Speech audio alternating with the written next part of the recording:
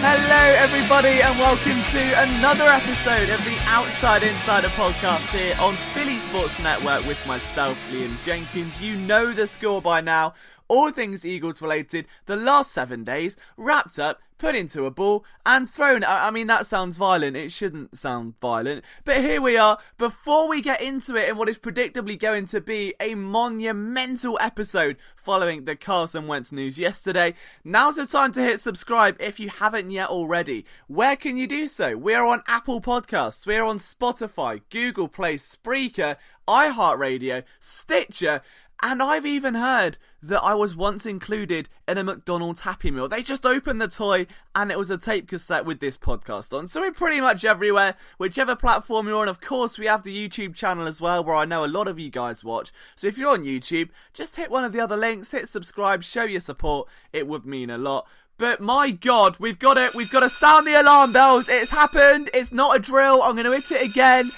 I wish there was like a fire siren or something, but what a night last night was. LJ didn't go out and hit the clubs. I'm not talking about that. I was at home at 4 a.m. grinding out Carson Wentz content because the big thing, the elephant in the room, finally made a noise. The elephants bark. No, what noise do elephants make?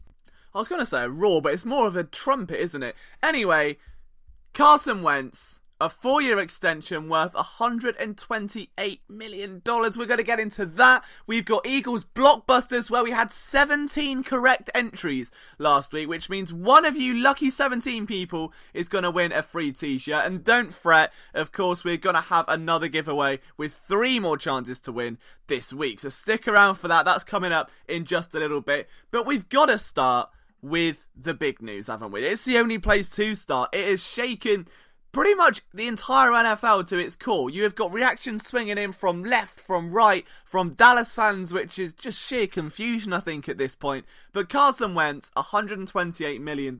We still don't know the ins and outs of this deal. So again, a lot of this I just want to preface by saying it will be speculative. I said it in the video last night. Until we know how that money is laden out, until we understand whether it's a backloaded deal, whether it's a heavily incentivized deal, where that money is being guaranteed, it's tricky to really put a true understanding on the valuation of this deal. However, it was one that just had to happen. There's no mistake in that whatsoever. And I will liken it, after using about 15 different analogies throughout the last month or so to describe why Howie Roseman needs to hit the ground running this offseason, why he needs to attack this head on to sign Carson Wentz now, for the reasons you already know, is that what he's essentially done is watch the NBA Finals this year so far. And he's seen Toronto take a surprising 2-1 lead.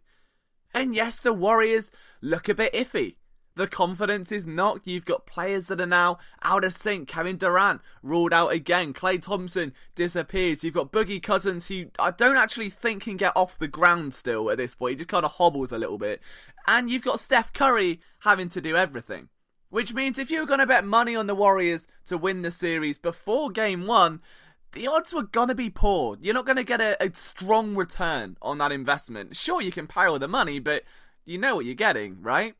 Whereas now, the Warriors 2-1 down, if you're to bet on them to win the series now, you're going to get a much more significant return on that. The value is a lot higher. And that's what Howie Roseman's done. It's as simple as that. This is the only window where Roseman can man-to-man look at Carson Wentz and say, hey, kid, because that's how Roseman talks, we all know that. He's like a Wild West cowboy. It just hasn't been enough yet. 2 years out of 3, season-ending injuries. We don't have the reliability to give you the world, to give you everything we possibly could in our romantic boyfriend setting. But we want to commit. We want to commit to this relationship. So here's what we're going to do. And he laid out a deal. Now, if the Eagles, again in this hypothetical, had laid out this season, if Carson Wentz had gone into 2019 without the extension, there would have been chaos from all angles. Because if he finished that year without a scratch, without even so much as a bruised elbow from maybe knocking it on a door frame, the Eagles would have had to pony up a ridiculous amount of money. Because not only is Carson Wentz surrounded by, I would say, one of the best offenses in the NFL without a shadow of a doubt. If you think I'm kidding or over-exaggerating, you've got wide receiver 1, Alshon Jeffrey, 2, Deshaun Jackson, 3, Nelson Aguilar. That in itself is terrifying. The Eagles finally have a speed option. Then you've got J.J. Arcega-Whiteside, Dallas Goedert and Zach Ertz, who are going to be, in my opinion, one of the best tight end tandems in the league, if not the best, next season. You've got a running game in Jordan Howard and Miles Sanders, and maybe the Boston Scott Hive, and an offensive line where all 5 starters from 2017 are still on the team. Oh, and of course the argument I make every single week, what am I going to say, people in the back? He's got to have a full off-season with his new offensive coordinator because he didn't last year because Nick Foles was still good. That's the one! That's the argument. So if you believe that Carson Wentz is only going to marginally improve on that 2017 season, the environment now is better than it ever has been. Which means that even if he performs to half that rate, his production is still going to likely be higher. I would just hate to bet against Carson Wentz right now. If you were going to stick $500 down on the table and say, Carson Wentz, better or worse than 2017, where would you feel right now more comfortable putting that money? Because if it's on yes, you've answered your own question and the contract extension makes sense. Because again, if Wentz balls out next year, if he doesn't get injured, and then maybe they don't beat Dak Prescott to the post, maybe they don't beat Jared Goff, maybe they get paid first. If Dak Prescott got paid $130 million before Wentz got anything, that would have been messy. And Wentz would have been not upset. I think the Eagles would have been upset. I would be. Because then you're going to have to pay at least 20% more to keep him happy, because that then becomes the baseline. Because as we all know, Wentz is superior to Dak and Goff in just about every conceivable way. So Howie Roseman almost had no option here from a business perspective. It's like investing in a company that's maybe had a bit of a bad month, a bit of a slump, but it's a company you know. Maybe it's your friend's company and you've got inside information that they've just bought a nice new Motor Trend 2019 Truck of the Year. I had to get it in, I'm sorry. And maybe that will be enough to see it surge. So you put all your chips on that business knowing the significant return potential will be higher than if you waited a month and the waters are sound and calm yet again. The best thing though about this, honestly, somehow, is Cowboys fans. I don't think the argument for Carson Wentz's contract extension really goes beyond what I just said. I mean, that is the tea. That is the entire mug of tea spilt into your lap. You can't need any more. But then you've got this. There's 2 different sides here that I want to touch on. One of them got absolutely slaughtered by just about everyone, and that was Joe Giglio. And I'm not going to pick on him because I think he's had enough and he can handle his own. He's a big boy.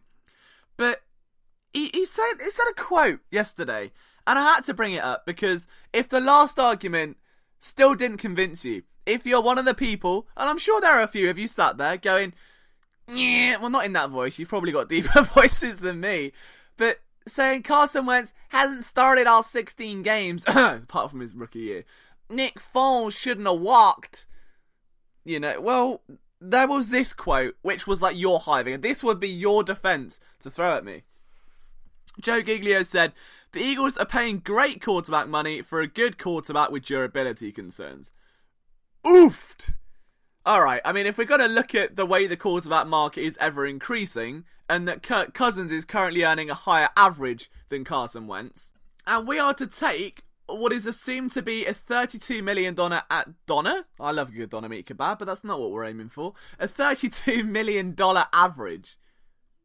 Do you really think that's going to be expensive in 3 years' time? If Carson Wentz even makes one Super Bowl in the next 3, not even wins it, if he makes one Super Bowl and competes at the level he is, do you really think that's going to be expensive when you're going to have guys who in 3 years' time, think of the quarterbacks who are maybe Baker Mayfield in 3 years' time is looking at a deal. That's the sort of thing we're looking at right now. Those maybe older quarterbacks who are going to be looking for that deal, for that insurance policy. who maybe want one last gasp, maybe another Matt Stafford deal, maybe another Andrew Luck deal. Maybe you're going to be looking a little bit further down the NFL with teams that are currently on the rise. Maybe a Lamar Jackson deal in 3 years would be speculated about. Do you think any of those guys would be thinking $32 million is expensive? Of course not, because it just doesn't work like that. The quarterback position is forever growing. If Derek Carr somehow blows up in Oakland, do you think he's going to think $32 million is expensive? No, because everyone around him is going to start getting more. But back to Joe's argument with the whole durability concerns, I don't think an ACL tear is durable. It's not like you can say his leg is made of glass because he tore one ACL. It's not that... I mean, you're thinking durable like a Motor Trend 2019 Truck of the Year can't have a headlight problem. That's not durability. And the back issue, as I assume, again, I could be wrong on this, but if you've seen the film room, you'll know... I've always thought was directly linked to the ACL from the fact he wasn't setting that front leg properly, that he was having to over-extort, if that's a word, his back into throws. You could see him, like the body motion from 2017 to 2018, he's having to really almost hyperextend that back, and it's easy to see where an injury could have happened. But anyway, the main gripe I've got with this isn't the durability or even the money aspect, it's the fact he says they're paying great quarterback money for a good quarterback. So let's dive into that bit a little bit more.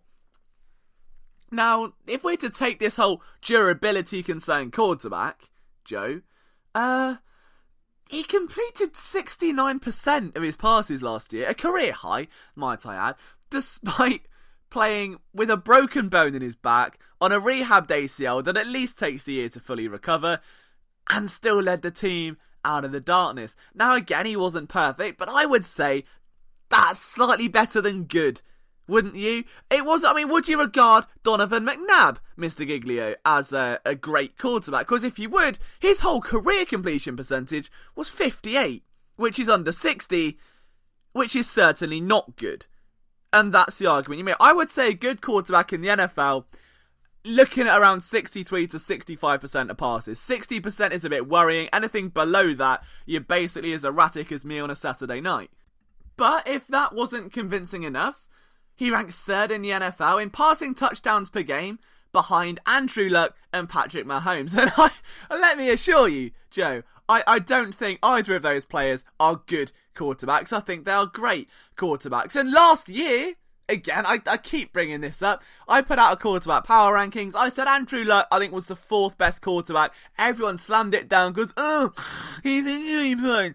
He can't do it. He don't know what he's capable of. Well, we know what he's capable of because it's Andrew Luck. Just like it's Carson Wentz. You know what he brings to the table. Outside of that, he ranks 5th in passer rating. Top 5 quarterback, I would say that's hashtag good. 7th with 102 passer rating over the last couple of years. Again, hashtag good. He was the 3rd quarterback in history to register a passer rating of 100 plus in 2 of his 3 first seasons in the NFL. Is that hashtag good? Oh, I don't know. No, I think it's a bit great. That's sort of what they're, that's why they're paying great quarterback money, because he's a great quarterback. That's the way it happens. If you're a bad quarterback, you get bad money. That's just the way the cookie crumbles. 1 year removed from what would have been a certain MVP had he not gone down with that injury. Wentz leaps back into an offense that wasn't built for him, let's be honest. It was built for Nick Foles, with an offensive coordinator that wasn't working with him as a QB1. He was working with Nick Foles. Throws for 3,000 yards, 21 tutties in 11 games. Finished ahead of the following quarterbacks in QB rating.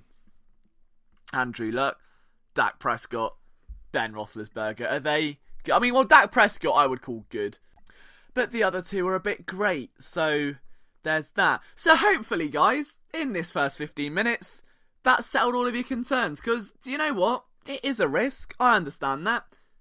There is a slight concern where if Carson Wentz now goes out and doesn't perform or gets injured, the Eagles have overpaid. And do you know what? If it happens, la-di-da. He gets injured. Oh no. Shame he's only got 5 more years on his contract, isn't it? And in a best case scenario, he becomes Matthew Stafford. He was labelled as injury prone before his extension and hasn't missed a game since. I don't really know what the confusion is about here. This move had to happen this offseason, because even though it's a risk, it is an even bigger risk letting him play through 2019 with an offense that good, knowing he's fully healed from injuries, knowing that the rest of the landscape is going to change massively, and you could be paying out of your arse for the next 15 years for a quarterback who you could have saved a substantial amount of cap. Hey, we know the Eagles are battling cap room. We know they've been doing that for years now because of the way they backload contracts. That won't change. But this Carson Wentz contract becomes the centre point of that team now, as opposed to maybe costing $5, $10, $15, $20 million more in a few years' time. And that is the T. Now, we're going to speak more about this in a minute, but it is about time. I'm sure there are 17 of you with your ears pinned to the screen, unless you are in headphones in which you're pressing them in very, very tightly, to find out who won on Eagles Blockbusters. So, if you're new to this concept, guys, if this is your first podcast listening, every week I give you 3 cryptic clues that are trying to hint at a name of a player on the Eagles roster. All you have to do is email me at phillysportsnetwork@gmail.com or tweet, DM me. Don't leave it in a comment somewhere because everyone will nick it. The players you think they are. If you get it right, you get entered into a draw, you win a t-shirt, and we go again. So the 3 correct answers last week were: question 1, when will my son get in the car? Conveniently enough, was Carson Wentz. Carson Wentz, when will my son get in? See, it was that's what we're looking for. The second one was, I'm looking for an English town called Barnet. Can you direct me? Direct Barnet. Derek Barnett. You're getting it now? Right, these were easy these week. We still got a few wrong ones. I'll go through one in a minute. The last one was, your Dan hit my son in a club last night. How hard? You'll have to ask him. Jordan, how hard? Jordan Howard. Alright, 17 of you got that right. I was talking to my friend on Skype who listens to the podcast, although he's not an Eagles fan. So he opened up the roster and was trying to figure out who When Will My Son Get in the Car is. And it's not quite Cody Kessler, but he came up with Carlton Agadosi. He was the drafted free agent sign. Which I get the car bit, but Alton Agadosi, I just don't think that makes sense. So anyway, we're going to firstly announce the winner from last week's tangent, and we're going to just randomly select a name. I'm spinning the wheel. I've got them all in a random name generator, and we are on Michael Douglas. You have won yourself a Philly Sports Network t-shirt. If you could drop me a line with your preferred size, colour, address, that'd be great. I'll get a shirt out to you. But for the rest of you, get your notepads out, open up the notes section on your phone, or just rewind this later when it's more convenient, because here are this week's clues which you do not want to miss. They're bigger and worse than ever. Question 1. That sandwich is way nicer than mine. That sandwich is way nicer than mine. That sandwich is way nicer than mine. That's question 1. Question 2. This is the easiest one. Alright, this is as easy as it ever been. If the Eagles can't win or lose, they... ... Finish your sentence. If the Eagles can't win or lose, they... ... And it is not Cody Kessler or Carlton Agadosi, just as a heads up. Question 3. There's a trace of oxygen in all living things. There's a trace of oxygen in all living things. Now this one's a little bit more cryptic to work out, so I'm very interested to see how you do. So one more time. That sandwich is way nicer than mine. If the Eagles can't win or lose, they... And there's a trace of oxygen in all living things. Those are your 3 clues. Email me, phillysportsnetwork@gmail.com. My Twitter is @LiamJenkinsPSN. I think you can DM me on there. If not, just tell me to and I'll open them up. And then we'll go for the best answers. Your best way is to email them, though. Again, congratulations to Michael Douglas. Thank you to the 17 of you who won. I hope you all enter again this week. And now we're almost ready for a bumper thank you next. But before we get to that, there's still a couple more things we've got to get through. I mean, this is rapidly becoming the Carson Wentz show. For 1 week only, we've still got the big bumper questions, don't worry about it. But before we move on to thank you next, and a little bit on Malcolm Jenkins and that whole situation, do you know what, we may even have to do 2 episodes this week. I think we've got to look at OTAs, because OTAs happened. They're in the rearview mirror now. That's done. Everyone's just forgotten about that magically. So we'll touch on OTAs before we get there. But there seems to be the bittersweet, it's not even bittersweet, it's just sheerly sweet noise of Cowboys fans somehow finding my mentions, which I don't know how. I mean, that's new. I mean, you know, my old Twitter was a bit different because it had a bit more of a following before he got suspended. So if you're not following, at Liam Jenkins PSN, that would be lovely. But what I love is that there's been an off-season, maybe even 3 years of debates and comparisons between Dak Prescott and Carson Wentz, which is justifiable. They play in the same division, they were drafted the same year, blah-de-blah-de-blah, they both have arms, they both throw footballs. The comparisons are endless, as you can see. So it's always going to be, you know, can Dak maybe one day surpass Carson Wentz, who was drafted 2 rounds before, or whatever it may be. And you're always going to see, after the injuries, that Cowboys fans seem to take that angle. That's what they do. They like taking the whole Carson Wentz can't play 16 games, Dak Prescott can, Dak Prescott does this, Dak Prescott does that.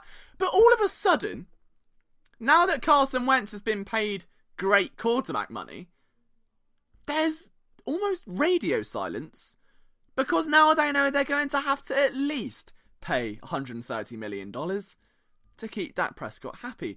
And all of a sudden, the debate is now, is Dak Prescott worthy of $130 million? And as much as the arguments rage on, as much as you hear in newspapers and NFL Network and Skip Bayless and wherever else, it's a little bit funny, isn't it? Just to hear this hesitation, this almost confusion, like, oh, hang on a minute, now we've got to pay our guy? Like, if Dak Prescott got paid $130 million firstly, lol. Secondly, so, alright, well, the Eagles are going to pay Carson Wentz $5 million more because he's worth $5 million more. Simple.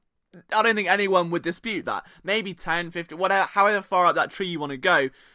The truth is he deserves more than Dak Prescott. He would get more than Dak Prescott. That's why the Eagles strike first, though, so they can pay less. It's really that simple.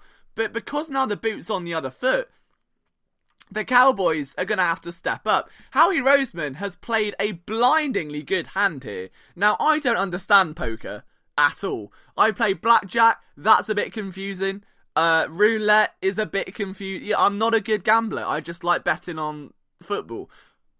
But he's put all of the cards in some hand where this presumably matters, put them face down, and just put everything, all of his chips on the table and said, your move. Howie Roseman's blindingly said, yep, that's our quarterback, however much he wants, bang, $130 million, don't even worry about it. $154 million over 6 years, don't sweat it, I got you. And now Jerry Jones has to look at Dak Prescott and go, do I believe in you that much? Are you the franchise quarterback we want? Is this the same road we were going to go down with Tony Romo? Does Dak Prescott signify $130 million worth of value, or 154 over 6 years? The answer is obviously no. But if the Cowboys believe, truly believe, just like the Eagles truly believe, then they're going to have to pay, and it's quite comical. Because if they don't believe, and they don't pay, one, they look silly.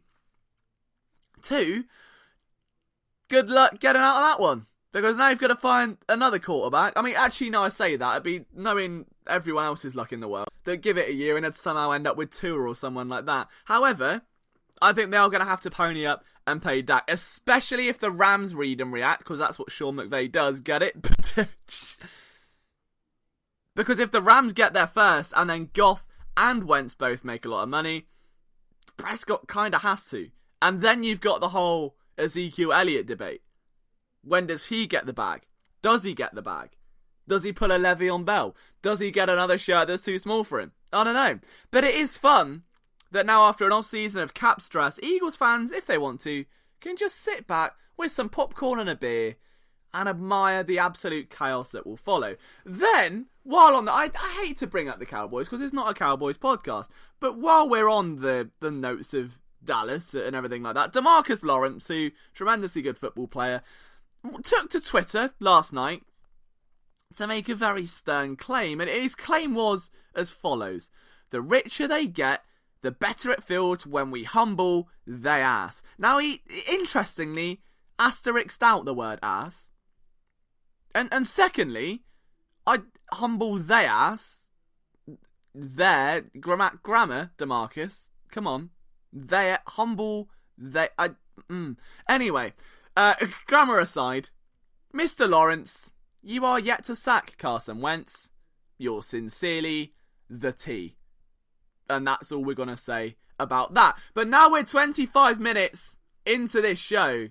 It is about time, I think, don't you, that we dive into Thank You Next. And what is going to be a monster Thank You Next. So, here we go. Thank You Next at Mike Marich says, if you received a 4-year, $158 million contract, what's the craziest thing you're buying? Do you know what? I mean, this is just going to speak volumes as to how boring I am, isn't it? Half of me would say the 2019 Motor Trend Truck of the Year Ford F-150. The other half of me is gonna buy like a pinball machine or something, or like a home racing simulator where you have like the car seat and you get strapped in. I used to be massively into sim racing, so one of those. Or probably, as boring as it sounds, just an office for Philly Sports Network. Like a massive office where there's basketball hoops and I would say swimming pools, but I can't swim. Like all kinds of stuff in it like that, so that'd be sick. Just paying everyone for PSN would be cool. And then buy my mum a nice house and a horse, because she really likes horses. And I promised her as a kid I'd buy her a house in the country one day, so I've got to fulfill that. The rest of it, I don't know, we'll put it on the Eagles to win a game next year or something, I suppose. Thank you next at Philly Strong 91. So his deal doesn't change, his cap hit for this year, right.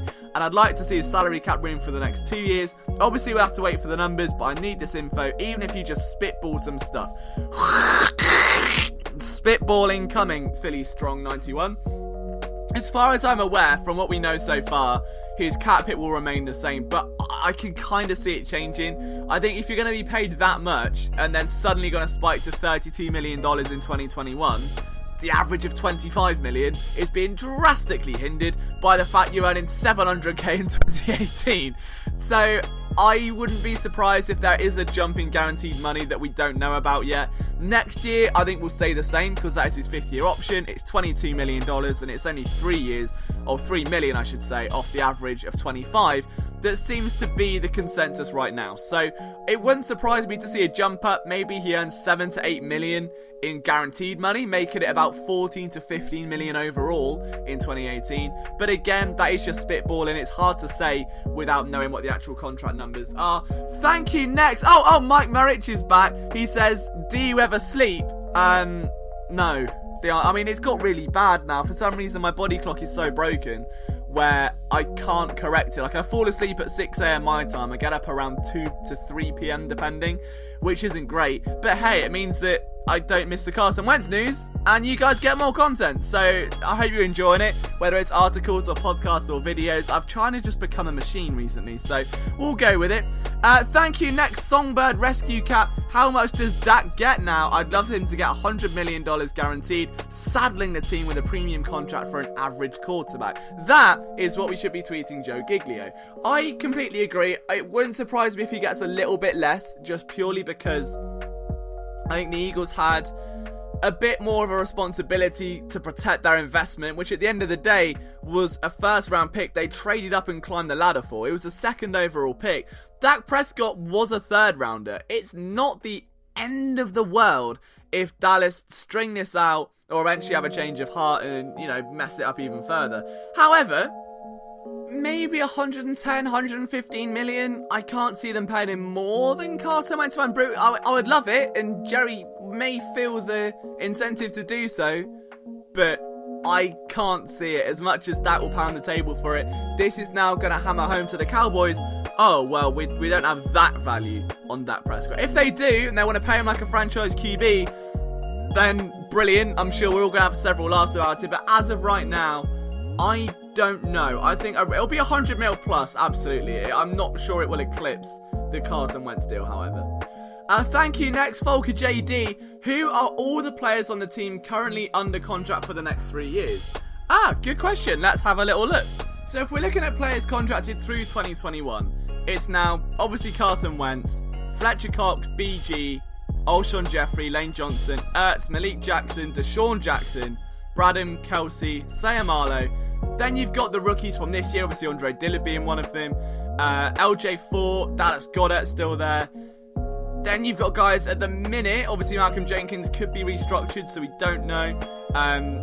It's pretty much all just rookies from that point on, so I wouldn't worry too much. The main guys, the cornerstone guys you're looking at are going to be Cox, Graham, Jeffrey, Johnson, Ertz, Jackson, D-Jax, who said that'll be his last year, Bradham, Kelsey, Sayamalo, Dillard. So those are your main players. And I think that speaks volumes about the core of the team, right? How many of those guys are in the trenches? Cox is there, Graham's there. Then you've got Malik Jackson, that's 3. Bradham, he's building from the ball out, still the centre. Obviously, Kelsey, Sayamalo, Dillard, that's like 7 guys out of the 9 mentioned that are in trenches, which speaks again a lot about the way this team was built, which I always find fascinating. So, back to more thank you next questions. I told you it was a bumper one. Thank you. Next, Lil Moo. What does this deal mean for everyone around Wentz? Jenkins, Dak, Mahomes, Goff. Jenkins, it's hard to say with Jenkins because, again, we don't know the jump in that guaranteed money up front. If there is none at all and it's just the same money, which would be a dream scenario, Malcolm Jenkins is getting paid, and I mean paid. If it is a jump and we're talking 7-8 million bumping guaranteed, he may not be getting paid and just a bit more paid. So that's my pay scale. It'll be interesting for sure. As for Mahomes, I think that's the main guy to watch. But the minute Patrick Mahomes gets paid, my goodness me. Same with Trubisky is probably going to end up in the same region as Dak Prescott. But Mahomes is going to end up getting paid. Alright, on the scale. So if Carson Wentz gets paid, Dak Prescott gets paid, Malcolm Jenkins should get paid, Patrick Mahomes will get paid. That's the only scale you need, I promise you. Thank you. Next, Will Roberts, last week's winner, of course, of Eagles Blockbusters, says, what's more likely to happen? Miles Sanders being the player with the most rushing yards, or Nelson Aguilar, player with the most receiving? Oh, I love that. I think purely from a snap count basis, that is tricky. I would say Nelson Aguilar, just because Jordan Howard has that bell cow bat, mentality written all over him. So Aguilar will be on the field more. He typically gets like 700 plus anyway, and the Eagles are such a committee-based offense where, look how long it took a receiver to break 1,000 yards last year. It took forever in the Doug Peterson era. So I would say Nelson Aguilar, just because the competition will be less. There'll be much less of a contrast, whereas Miles Sanders will come in probably with like a 500-yard deficit by the end of the year. Thank you. Next, Lil Nak X. I almost said Lil Nax K then, that was wrong. He's got a very cool avatar, by the way, so just a big shout to that. That's very cool. I rate that. Since Carson Wentz has got this mega deal, where do I think the front office will shift their attention next? To me, no, the other Jenkins. It should be, hypothetically, Malcolm Jenkins, because he needs it. He's got no guaranteed money over the next 2 years. He's seen guys like Landon Collins get upwards of 30% plus of their contracts guaranteed. So he's going to want upfront money. It just depends how much money the Eagles have to get him that cost up front. Oh, I'm out of breath. Thank you so much for the questions. As always, you can tweet me at Liam Jenkins PSN. That is where you can find me rambling about the Eagles, posting articles, videos, and podcasts forever. Until that one gets suspended as well, I assume. But before we wrap it up, we do have one last place to visit on this train. We're almost home and dry. We've just got one last train stop. Train station? That's the one I'm looking for.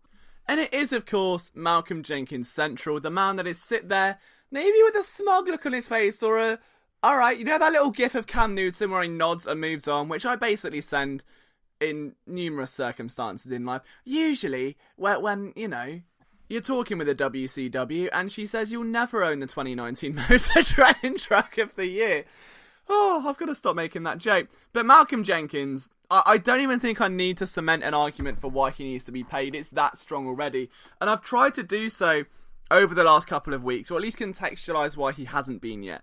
Whether that is due to not knowing what Carson Wentz was going to get guaranteed-wise, or maybe for a variety of different reasons. But now the pressure's starting to mount, because the Wentz deal's in the works. It's not like I can then look at this situation and go, the Eagles haven't paid Malcolm Jenkins because they're trying to work on a deal for Carson Wentz. Wentz is now paid, that money is now gone, and whatever's left, just give it to him. Just write a check and give it to him. To be fair, that's what he deserves. But mandatory minicamp is in 4 days. Takes place on the 11th of June is when it starts. And what gets very interesting very quickly is that Malcolm Jenkins will start being fined if he doesn't show up. So everyone says it's mandatory to show up. I mean, it's mandatory to go to work. You still don't have to. He's not going to get fired, sort of thing. So what's very, very key to note here is that Jenkins is still posting videos of him working out. I thought he was just giving fans unique access of all 22, being like, yo, dog, what's all? Gotta do this, and I come over and make a big hero play. I thought those videos were like, wow, that's film room level content. Malcolm, come on a show with me. Let's hit it out the park. That's brilliant insight. You don't get anywhere else. However, I think he's just trying to prove a point to the Eagles of just how valuable he is, which makes far more sense. So, if Malcolm Jenkins doesn't attend mandatory minicamp, which may well be reflected in the fact that the team signed former Eagles and Bills safety Trey Elston recently, he would be fined £14,000 if he misses day 1. That number almost doubles on day 2 and becomes $44,000 on day 3. So altogether you're looking at around $87,000, which is nothing if he then gets $8 million guaranteed. I mean, that is like saying if you miss 3 days of work and then you get paid 4 years' wages, it's alright. Which is basically what would happen.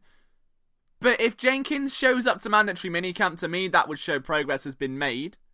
I mean, maybe this isn't contract related at all. Maybe he doesn't care. I don't think anyone's even thought of that. Everyone's assumed, and the big saying in England is, assuming makes an ass out of you and me. Alright, teach that to your kids, to your girlfriends, your husbands, whoever. It's an important phrase. You need it in life. But at the same time, I think it is fair to say that even if it is not contract related, the guy deserves more money. So, especially considering he restructured, he's not getting any guaranteed, and now Howie Roseman's in a weird spot because what can you guarantee him? Like, what can you lay in that deal with incentive-wise? Well, Malcolm, you're only going to get $9 million if you play 90%. You've done that for... every you've been with us, okay. Well, Malcolm, you're only going to do it. You're only going to get this money if you make the pro... what? You're a 3-time Pro Bowler. Okay, got it. Right. Malcolm, you're only getting it if you play... Yeah, playoffs... Yeah, you've done that as well. Good lad. Typical. Classic Malcolm. Does everything. Is there anything he can't do? Can we just say, like, if he misses a tackle, he loses? No? Alright. It's got that bad. At some point, this is the most convincing argument. All you have to say to the question, does Malcolm Jenkins deserve a contract, is the name Malcolm Jenkins. Everyone using the age argument, the guy's 31 years old, has not missed a snap last year, has missed 1.6% of snaps in 4 years. I don't think suddenly that he's turned 31 years old, he's going to get a crutch out and start wobbling all over the face or hitting a menopause. It's just not going to happen. So pay up, get Malcolm Jenkins his money, and this will be, if it happens, the most glorious offseason in Philadelphia Eagles history. There is nothing that comes close. Now, obviously, you're going to take a few years for it to look back and see maybe how those contracts play out, how the rookies play out, how Andre Dillard fares, how Miles Sanders fares, how Arthega-Whiteside. See, you've got to say Arthega now, right? And I'm not going to lisp. Apparently, that's a true way to say his name, is Arthega-Whiteside. So, if you say... I can't believe I'm doing this. So, my vouch for nickname, on another note, was Sega. You know, like the Sega console and the big Sega intro, which was Sega. And if you do it how it's supposed to be pronounced, you say Sega. And it just does not have the same ring. But back onto that overall offseason.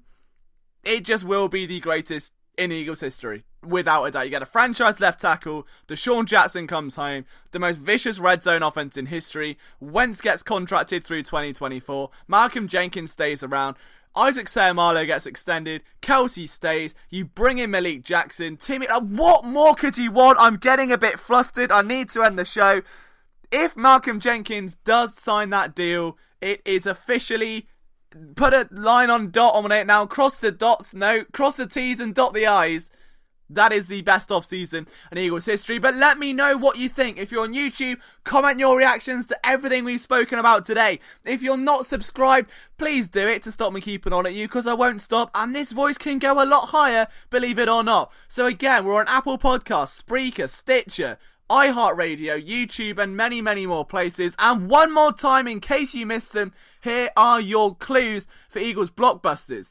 That sandwich is way nicer than mine. If the Eagles can't win or lose, and there's a trace of oxygen in all living things.